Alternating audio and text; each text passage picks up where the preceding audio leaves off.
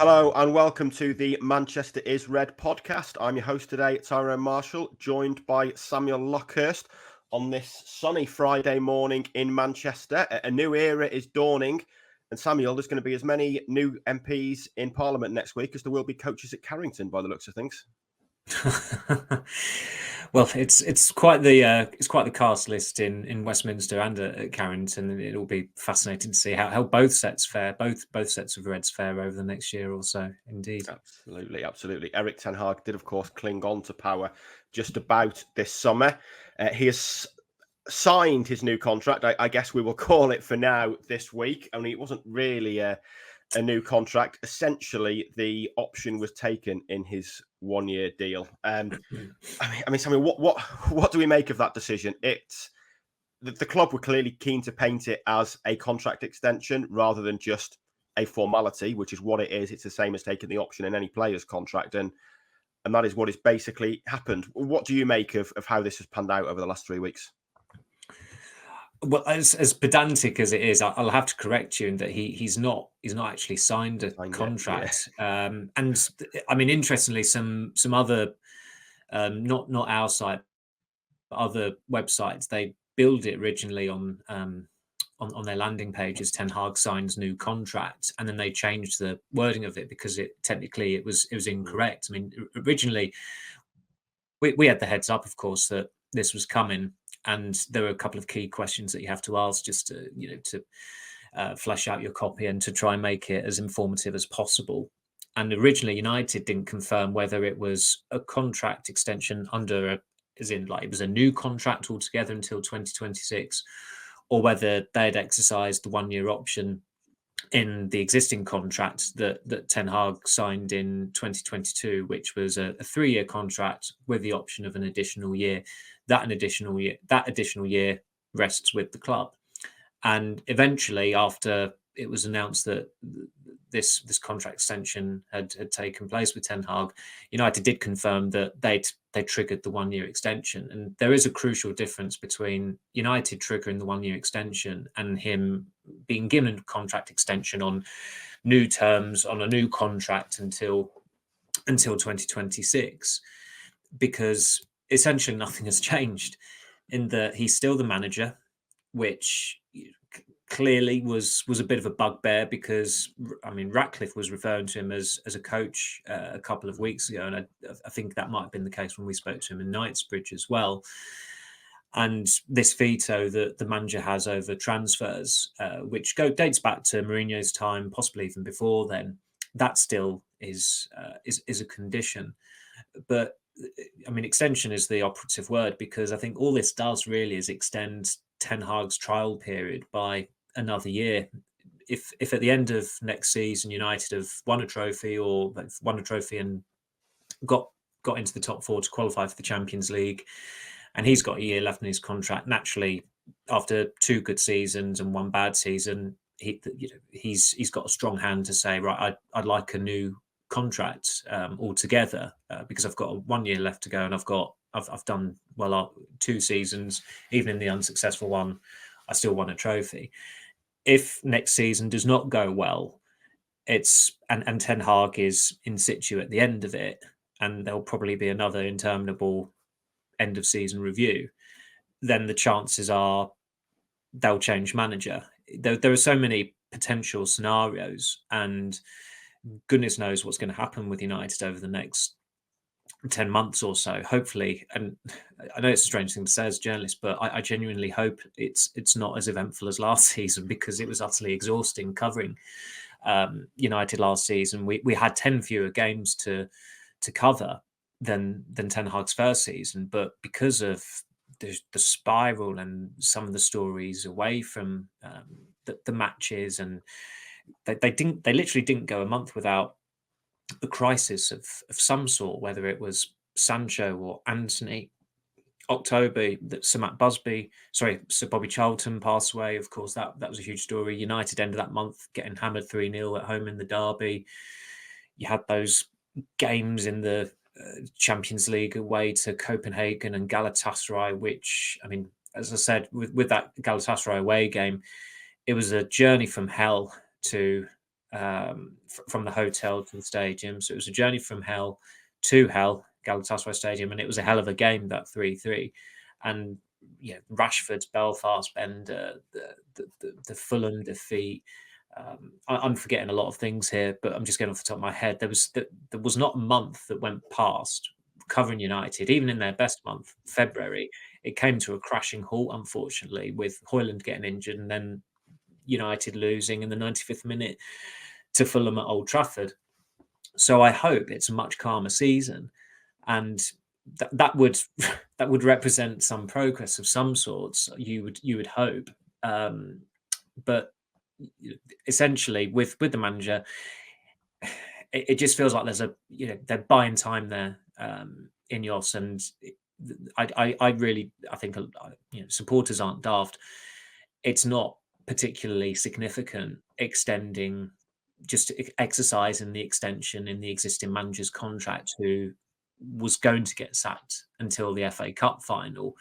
It is just extending the trial period, and I suppose it's over to Ten Hag now. And look, Ineos were caught between a rock and a hard place after they decided to keep him, because had they given him a new contract that was 3 years or 4 years, they would have looked so weak, and really they'd have resembled Ed Woodward, some of the things he's done. And by extending it, it's not exercising that option, of course, with the 1 year extension. It's not a loud ringing endorsement, but they have done the sensible thing, because Woodward, that was his mistake. He would just yield and, okay, yeah, you can have your new 3 year contract. I mean, the Solskjaer one was the particularly daft one. He's been out of work. He's been out of work for 2.5 years, hasn't he? So that just gives you an idea. And we all knew at the time there's not going to be any demand for this guy. He was out of contract in 2022, a year left in his deal. Where's the rush to give him a new contract after a season that he himself had said was not a successful one because they didn't win anything? Yeah, Ed Woodward, give him a 3 year contract, do it. That's not the way to run a football club. And of course, they have to sack the guy in November.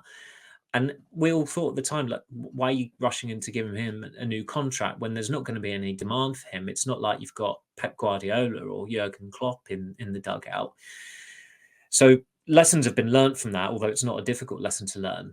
And it does signal a shift from regimes as well, which they needed to do. I know there were still some similarities from previous regimes in terms of the targeting of Dutch players. It will be interesting to see how that pans out, but it was the sensible thing to do, and it keeps the manager on edge. He's got to prove himself. I mean, I thought Dan Ashworth's statement was very diplomatically and carefully worded, but also logically worded, in that he couldn't be seen to have having any bearing on that decision whatsoever, given that he only just officially started on Monday, but talking about the need to be more consistent after the inconsistency of last season.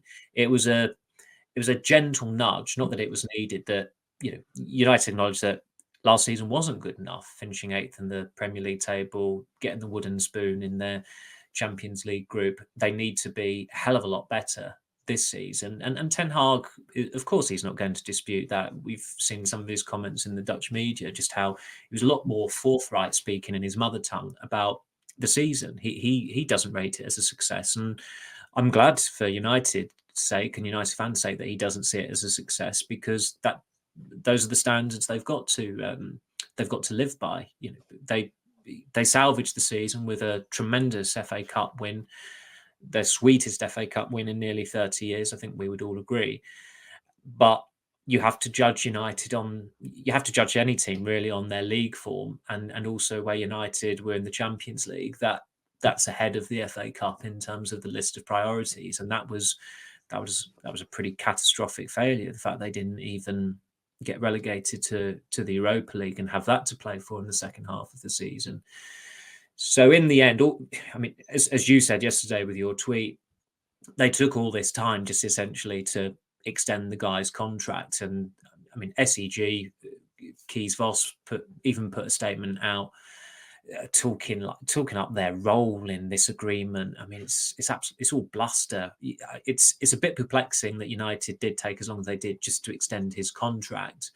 And of course, they'd have held discussions over this, that, and the other. But ultimately, contractually, Ten Hag can't make any new demands. There are no new allowances. Things are they've just preserved the status quo, really.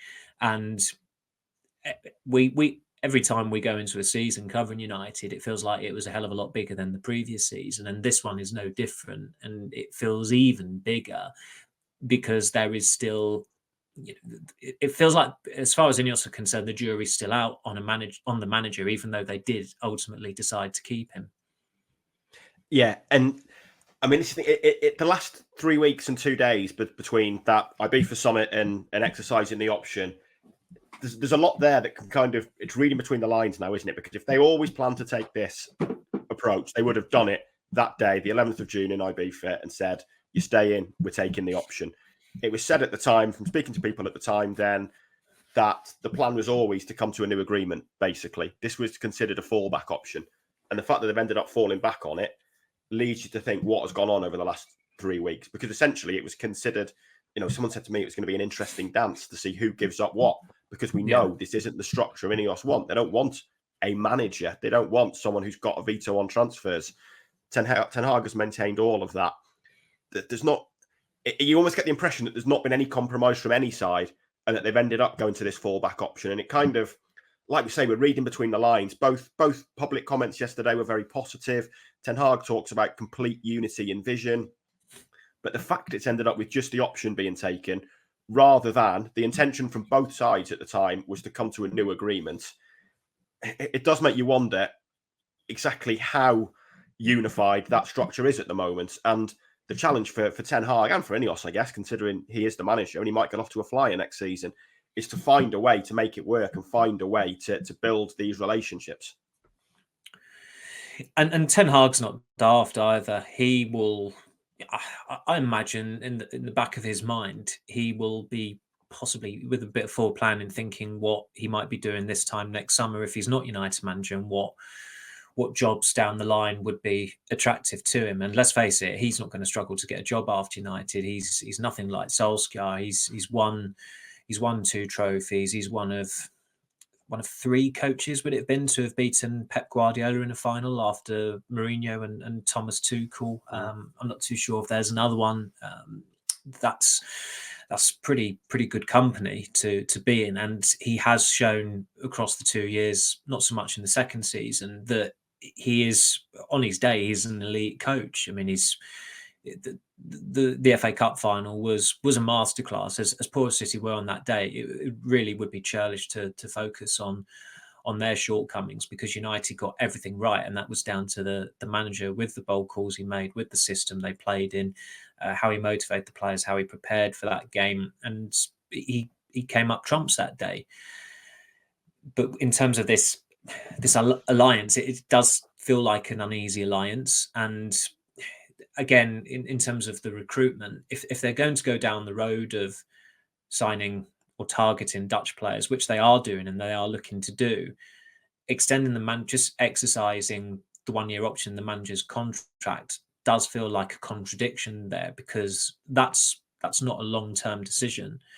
Okay, he's got 2 years left on it, and I don't think there'll be many United fans out there who'd have wanted him to be on a new 3 or 4 year contract.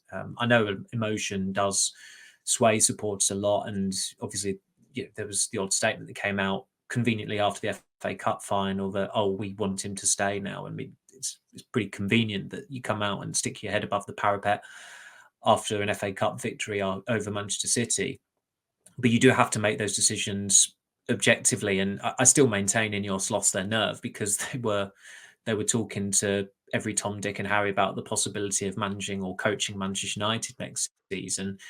There were going to be pretty substantial changes to the coaching staff.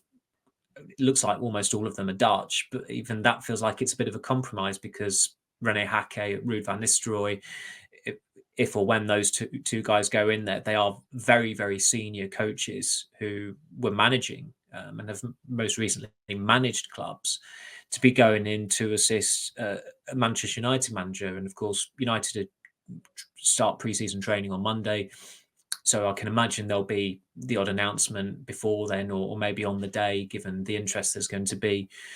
around Carrington with the players and the staff arriving, and the traction that the club get from just showing Donny van der Beek in a training picture, as daft as it sounds. But there are still a lot of things to iron out. And it'll be fascinating to see what Ten Hag says, because he's been extremely forthright on the whole matter, particularly in his exchanges with Dutch journalists. I think it was on the day of the FA Cup final. There was an interview where he was very blunt about things. I can't remember whether it was with what publication. I think, was it Football International? It might have been with. And then, of course, he did his punditry stint on NOS, where he's been very, very quotable. Like, obviously he had a bit of a pop at Southgate. I think he had a bit of a pop at Arne Slot as well, the new Liverpool coach. That might have been just before the FA Cup final, and the hype surrounding him. So he's been in quite punchy form, and I don't blame him whatsoever, because I think at that time as well, he might have thought, I've not got anything to lose here, given the situation I'm in. I don't doubt that he will rein that in somewhat when he gets back to work at United and he's speaking to you and me and the other guys and girls who cover the club. But it's going to be an interesting dynamic still, because there are some very interesting questions to ask him. And however much he will prepare for those questions, it's going to be difficult for him to wriggle out of some of those situations because of the manner in which they have decided to keep him, and then with the contract extension on top of it. Yeah, and the most interesting words in the quotes that we got on the press release yesterday were probably Dan Ashworth's and a demand for consistency. You mentioned the cup final. There've been enough golden days under Ten Hag to realise that there is clearly a very good coach there. The same with Ajax. We've seen enough to know that he can do it. The challenge now is that you can't have a season like his first season and a season like the second. Even accounting for the injuries, there just can't be that sort of drop-off. I mean, to put it in simple terms, I guess from the get-go next season, from the very first weekend, there needs to be more performances like Wembley and less/no performances like Selhurst Park. To put it mildly, absolutely. It will be very interesting to see how they get on against Fulham. It's the first game of the Premier League season on that Friday night. And okay, there are two tournaments going on this summer which are slightly disruptive, but United's squad for the pre-season tour will be pretty senior when you consider the non-internationals. I mean, they could pick a team. I think their first game's against Arsenal in LA on July 27th. They could have Anana, Wan-Bissaka, Lindelof, Maguire, Malacia, Mount, Casemiro, Anthony, Ahmad, Rashford, McTominay. I think that's 11 players. I mean, that's a very senior team. So although he'll be missing their best players, or the majority of their best players, he will have a very senior squad, a relatively senior squad to prepare for the season. And okay, there's a new structure that's coming in, and there will be time that's required. Ratcliffe has said that he doesn't think they'll get everything right in the first season. He said already that they're not going to get everything they need in the first transfer window, which nobody's expecting either. I think you'd have to be deluded to think that United are going to solve all their problems and address all the issues in the squad in a first transfer window where they are desperately trying to comply with the profitability and sustainability rules, and they can't spend big bucks on certain players. As we've discussed previously, I think it would be a surprise if they went over £60 million for one player. And of course, in previous summers, they've done that with, they've hit the 60 mark overall with 4 players: Mount, Højlund, Casemiro, and Anthony. I don't think that's necessarily going to happen this summer, and I think that's a good thing. They need to be a bit more. They need to rein in their spending because they've overspent far too much over the last 10 years or so. But the expectations for next season still have to be that the minimum aim has to be that they get in the top 4, and it's going to be extremely competitive. I think that's what made last season such a failure in the Premier League, in that at the start of the season, United were strong favourites to finish in the top 4 because Villa was seen as dark horses at best. Tottenham had a new coach. I think everyone would have agreed if they'd got top 5 or 6, that would have been a good season. Chelsea were a work in progress, to put it mildly, still in a state of disarray. everyone expected to drop off from Newcastle as well.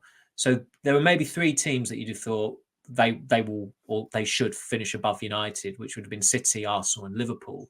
For 7 teams to have finished above them, I mean, Ten Hag has done well to survive that. That was a compelling case to change manager. And of course, there was a lot of other stuff going on as well, which you could submit as evidence to change manager, but we've covered that chapter and verse. I think going into this season, it is a much more, like the playing field has been levelled. Though 7 teams have finished above them, those teams are all going to be stronger by and large. I know Liverpool will be reeling from the absence of Klopp, but their playing squad is still one of the best in Europe. It's still somewhat defied odds in a cup final against Chelsea to win the League Cup.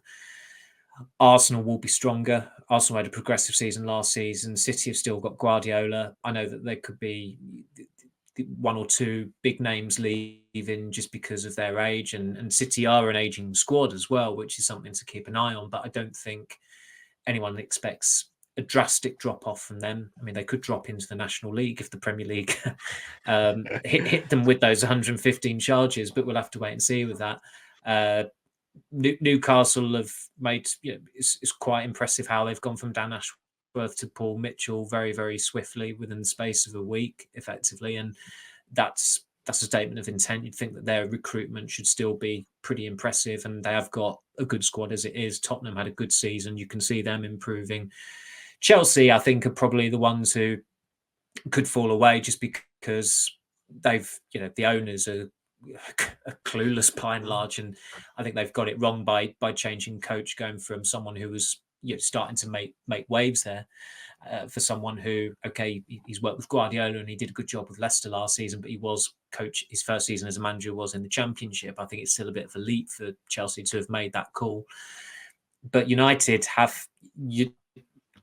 the biggest club in Britain, and whenever they go out the Champions League, the minimum aim is, right, you've got to get back in the Champions League. And when was the last time they went 2 seasons not playing in the European Cup? It's the early 90s. It's before that breakthrough title in 1993. If Ten Hag was to oversee that 2 seasons of not qualifying for the Champions League, then it would have to be curtains, you would think, irrespective of how close it would be. So I don't think that expectations should be reined in whatsoever just because they've got a new sporting director, a new chief executive under a new structure. The manager has been at the club for 2 years as it is. This is his 3rd transfer window. He is fortunate to still be there. I believe he's fortunate to be getting a 3rd transfer window as well, especially with his hit rate and recruitment. But on his day, as I've said, he is an elite coach.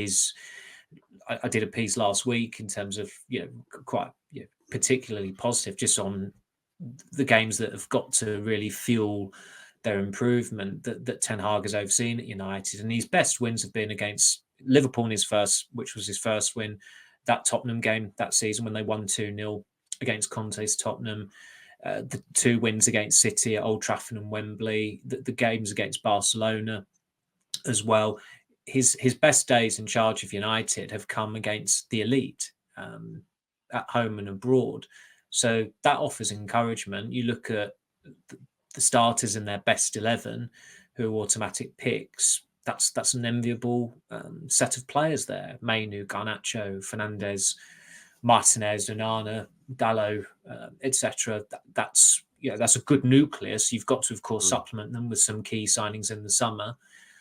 And he's a great champion of the academy and of youth. And the academy had that triple crown haul last season. And you'd imagine there'll be 1 or 2 lads United have got an eye on to make their breakthroughs this season. So that offers added additional encouragement. So I'm convinced they've got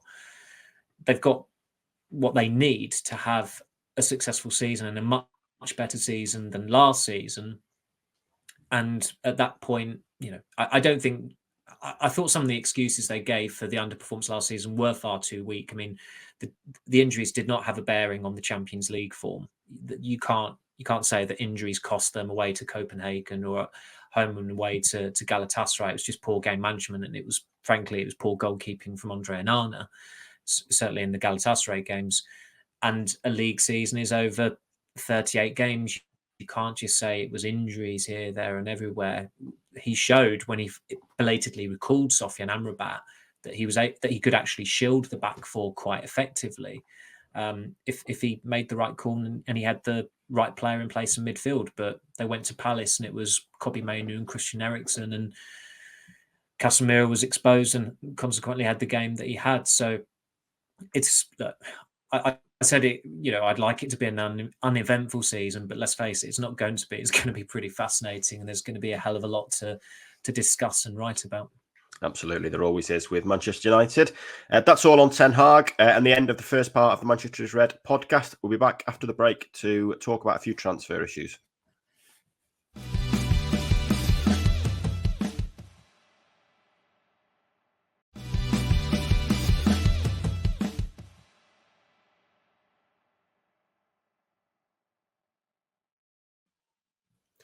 Welcome back to the Manchester is Red podcast. Transfer window open, and if not quite in full swing, at least beginning to warm up on the range. We've had a few transfer stories this week on the MEN and a few players United are looking at that we all know about. So let's run through them, Samuel, on what we know and what we make of them. I guess the first, Matthias de Ligt, looks like a deal that has a pretty good chance of happening. What you would have said 5 years ago was an incredible price, but this is a player that Juventus have sold for a loss, that Bayern Munich are now selling for a loss. You look at de Ligt and think there's a real player there, isn't there? And you think back to how good he was as a teenager for Ajax.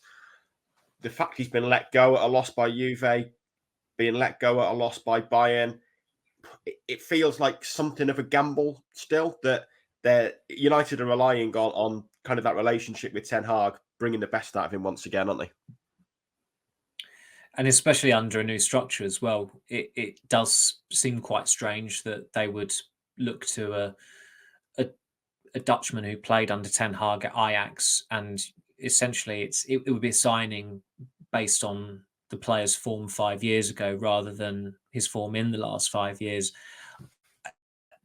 Certainly in 2019, it felt like de Ligt could have had his pick of the lot when he was leaving Ajax, and like Paul Pogba, he danced the tune of his agent Mino Raiola and ended up at Juventus. And I never really felt that was the right fit. Of course, Frenkie de Jong went to Barcelona, and I think Barcelona would have been a much more suitable move for him. Of course, there's a cultural link between Ajax and Barcelona because of Johan Cruyff. And of course, if a defender goes to Italy, you're going to be defending a lot because that's the culture out there, and it can work in your favour. But de Ligt always struck me as more of I think modern defender is probably doing him or did him a disservice because he was so striking during Ajax's season under Ten Hag when they won the double and they had that run to the Champions League semi-final, and that he had that right blend of physique, dominating it, so dominant in aerial duels, but he could play brilliantly as well.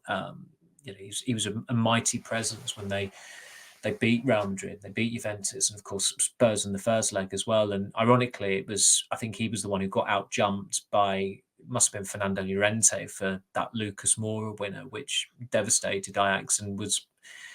I mean, it did feel like a travesty, and it was a travesty that Tottenham got to that final, and it probably deprived the world of a contest in the final. I think Ajax would have fared a lot better than Spurs did against Liverpool.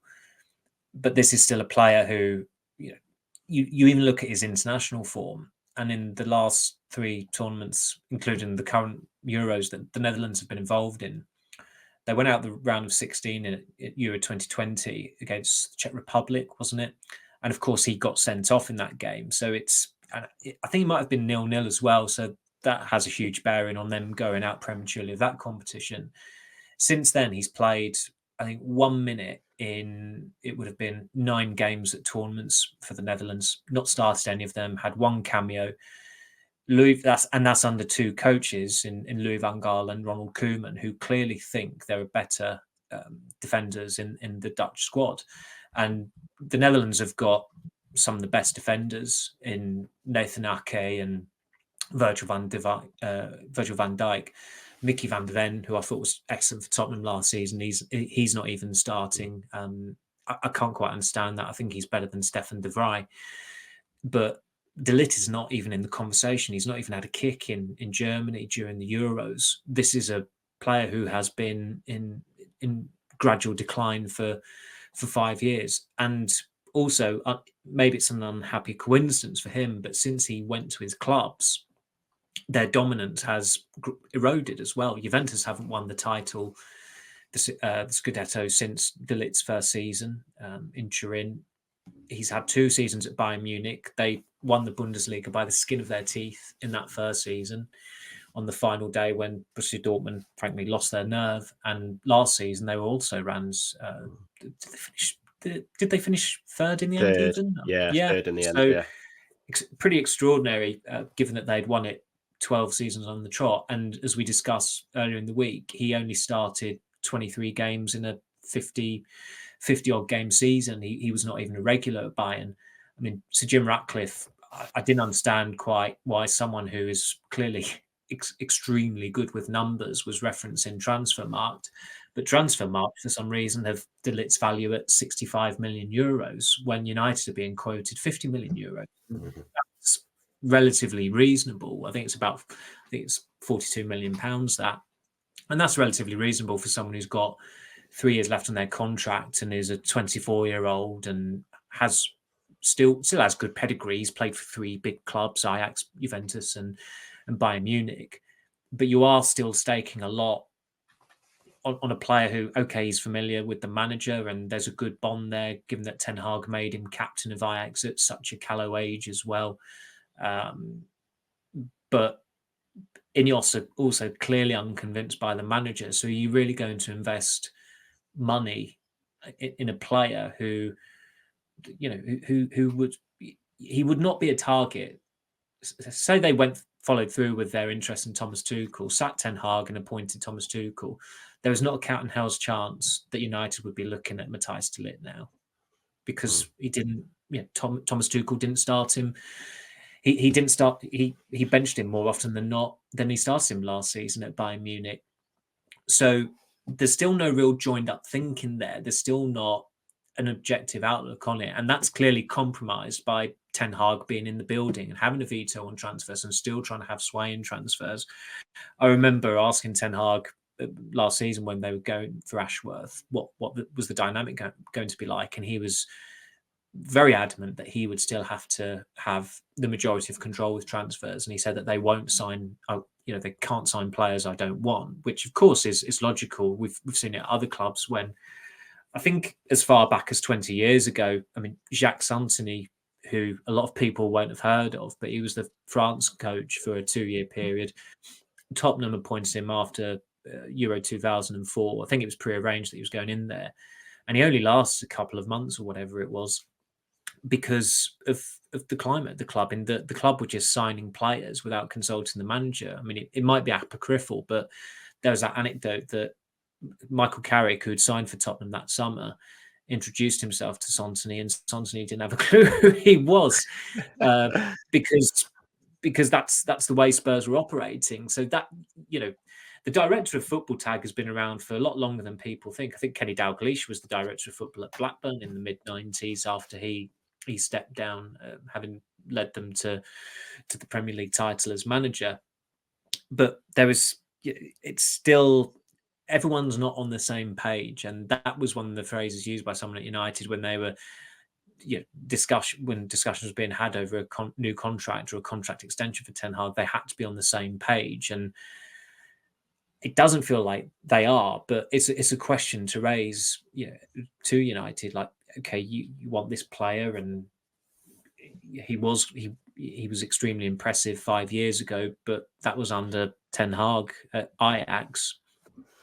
You've extended Ten Hag's contract. It feels like he's still under trial. Are you really going to invest tens of millions in a defender who he might not be managing next season? And I suppose you always take that risk anyway when you sign a player. You can never foresee what's going to happen. But particularly with Ten Hag's situation, it's a lot more the dynamics are a lot more known, and there's a lot more uncertainty than there would be in other cases with other managers. Yeah, and I guess that 42 million is a fair price. It's a bit of a risk, but there's also huge upside there in that if by the end of this season we're talking again about the 2019 delict, he's probably worth double that. Another player who would cost a similar fee. We did talk about Joshua Zirkzee earlier in the week, I think, in his comparisons with Højlund. You've done a story since, Samuel, on the mechanics of that deal and what it's going to cost. I mean, just fill the listeners in on kind of what's happening there for anyone who incredibly might not have actually read the story. And if you haven't, you should be on the MEN. There's been loads of transfer stories this week, but do just fill us in on kind of what's happening with Zirkzee. I think with release clauses, in principle, it sounds sensible and it's handy in that you're not overpaying for the player necessarily, but of course the it's not a payoff, but the price you pay on top of that price is that the overall fee increases due to agents' fees and the commission that's demanded, because that's the agent's payoff. It's like you're getting this player for a fee that is probably not as high as his value is at the moment. So if we're going to make this happen for you, we want our fair commission, and the figure that is being touted in Italy is something like £13 million, and I think is his release clause something like 32 million or 34 million. That takes that fee.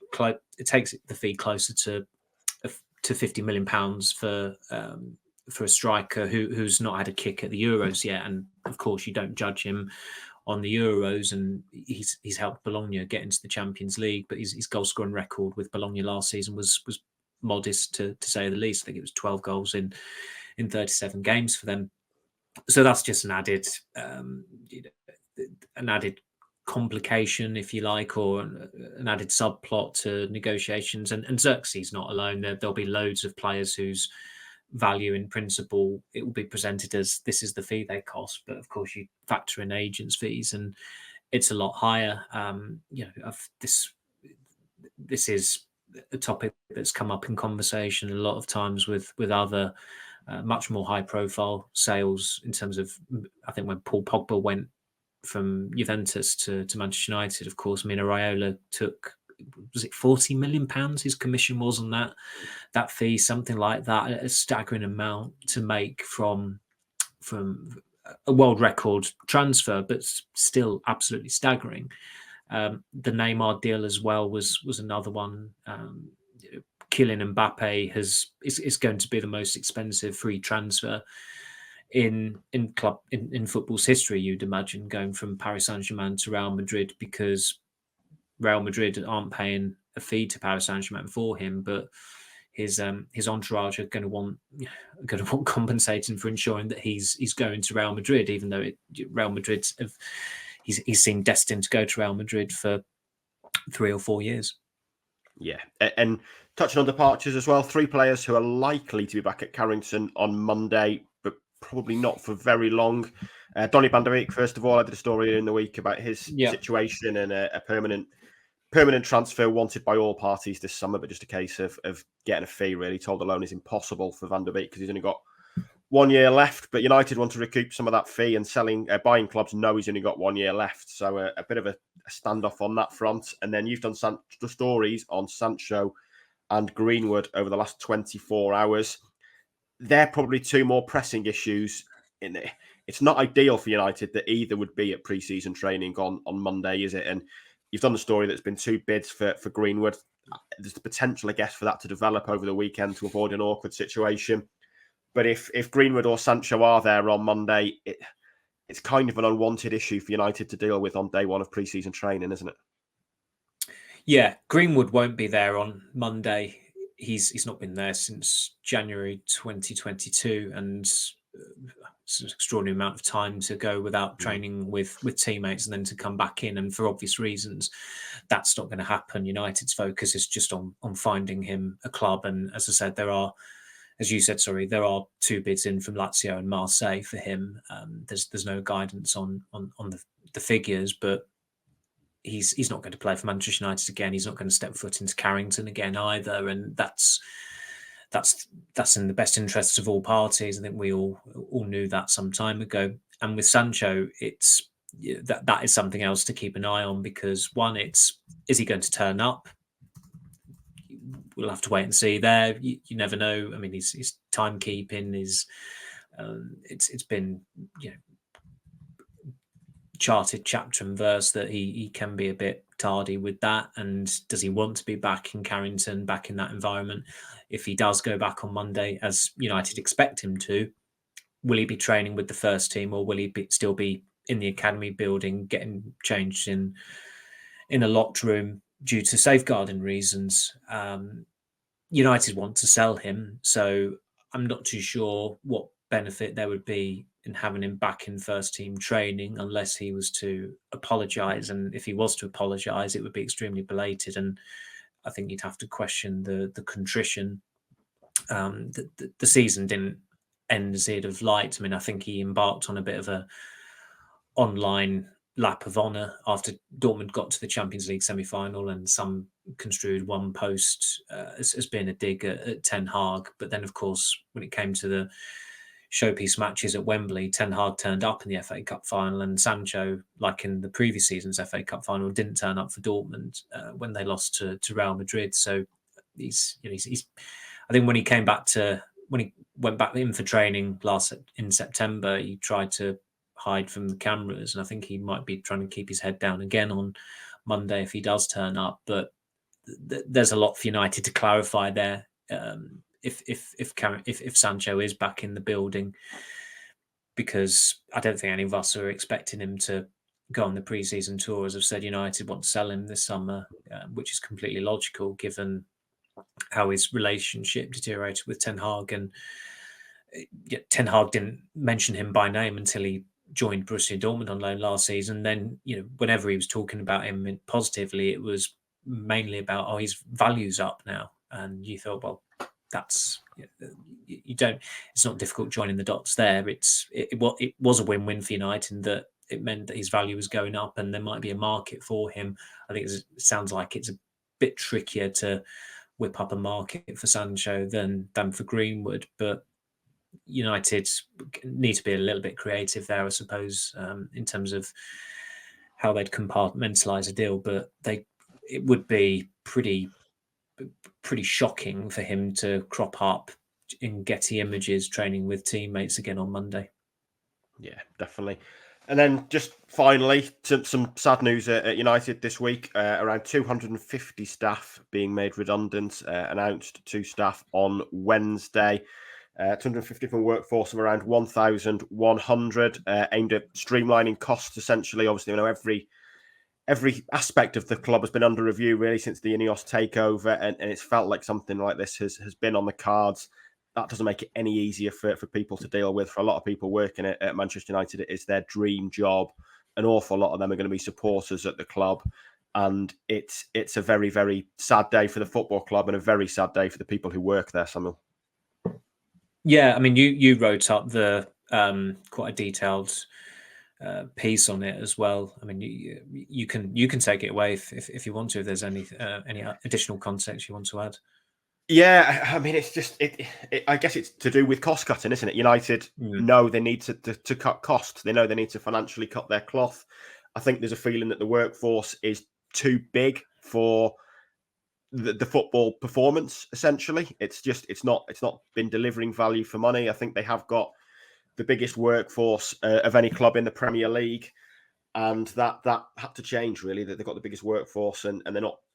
I don't want to say they're not performing. It's not down to a lot of those people who work there, evidently, but the football club as a whole, I don't think has been performing. It's about streamlining. It's about saving money. We know how sort of tight PSR rules are now. Perhaps this is another reason why they need to be looked at. That if clubs feel they need to make redundancies to get within rules that are designed for spending on transfers, then something is clearly not right within those rules. And we kind of touched on that, the academy sales as well. It's penalising the wrong people, really, if this is a situation we're getting into. But it has been on the cards. I think we've seen various cost-cutting measures from Ineos behind the scenes and based on a kind of day-to-day staff rather than the people that, the faces of the business, the players, the manager, things like that. That there's been a lot going on behind the scenes, and it's felt inevitable. I think there's an acceptance that they didn't really want to do this, but felt they had no option. I was told that they did look at other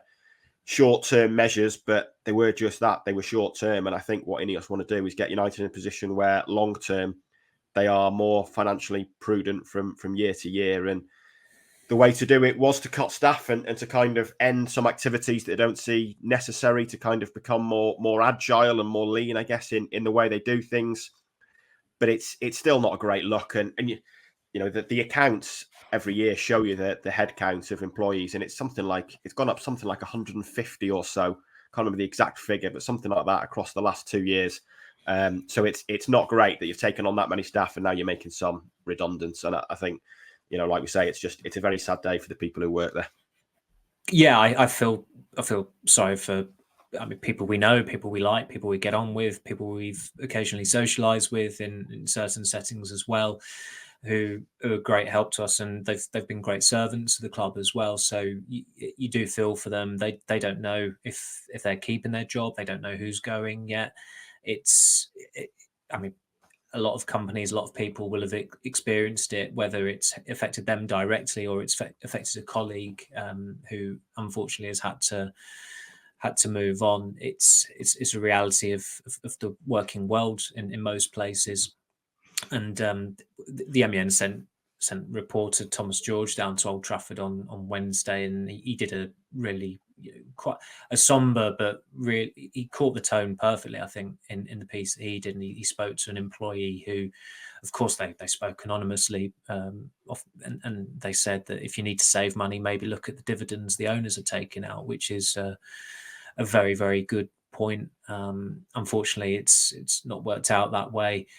And yeah, it's just not pleasant. It's a reality of it. I mean, sometimes, admittedly, I think we've both seen it with our own eyes when we've gone on the pre-season tours. We see some people who work for United on those tours that we never ever see ever again throughout the season. It's almost as if they're the tour specialists. And of course, people are not just at Old Trafford on a match day every day. They have other commitments, and certainly the commercial side, you're going around the world a hell of a lot, going to different territories and doing recce's and all sorts for various reasons. But there are times where it has felt like a cast of thousands. And of course, in any workplace, no matter how well or how badly things are going, at the back of your mind, you do occasionally think, is that sustainable for the long term? How long is that going to be sustainable for? And